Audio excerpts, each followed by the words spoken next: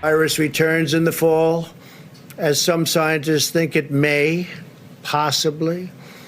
These guidelines will ensure that our country is up and running so that we can likewise put it out quickly. That was President Trump assuring folks that if the virus flares up again, we will be better prepared. And although a COVID vaccine could take up to a year and a half to develop, an antiviral experimental drug that had been touted by the president has been successfully tested on, get this, monkeys. The new drug is being tested on humans, and the results have been very promising. Could this be the answer?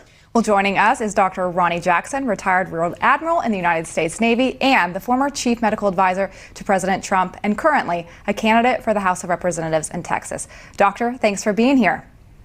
Hey, thank you guys for having me. Hey, Doctor, let me ask this. You've been in touch with the White House staff in its response. What can you tell us that they've been doing recently from when we last talked to you? Well, I think they've just been real aggressive about trying to find some drugs that will work in this and that will change it. There'll be game changers in this. And I think we've heard a lot about hydrochloroquine, and we heard about this remdesivir before it was actually one of the very first drugs that was mentioned a while back. And it's a drug that's been used to treat Ebola before. So we do have a little bit of information on safety, human safety with it, but not like we do with some of the other drugs. So they're looking at that, but I think that they're working hard on doing that. Everybody's really anxious to get back to work. So I think we're looking at the risk here.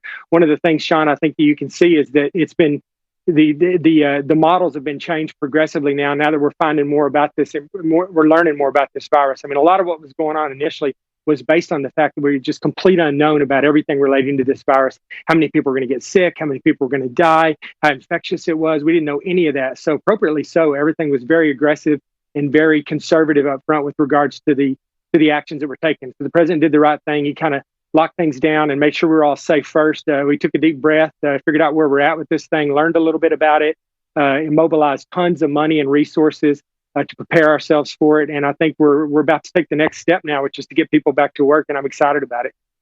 Doctor, can you talk a little bit more about remdesivir? I know that people have said that it is the answer. Do you think that it is? Well, we don't know yet. I mean, it's promising. Like I said, it's not something that just popped up on the horizon today. You know, it was talked about even before hydrochloroquine was. It was one of the very first drugs we discussed. It's an antiviral. They used it back in the Ebola when they were trying to treat Ebola, and it had some use with Ebola, but didn't turn out to be the answer for Ebola. But in the interim, they've used it on some coronaviruses and some testing, and it looks like it might have some antiviral action with regards to the coronavirus. So it's just another one of those drugs out there that shows a lot of promise. The good thing is it's not the only one that's being looked at. They're looking at lots and lots of them right now, and they're going to find the one that's going to be a big game changer in this. This may be it. We'll see. But there may be 2 or 3 that we find that really make a big difference. Doctor, earlier today, your governor, Texas Governor Greg Abbott, said that he wants to start opening the economy down there in Texas starting next week, talking about having retailers kind of open some drive-by aspects, et cetera, et cetera. As a doctor, do you feel comfortable re-engaging in society down there in Texas at this point? Absolutely. I think it's time to get it going. And you know, Texans, we're going to lead from the front. So I'm proud of the governor. I'm proud of his leadership.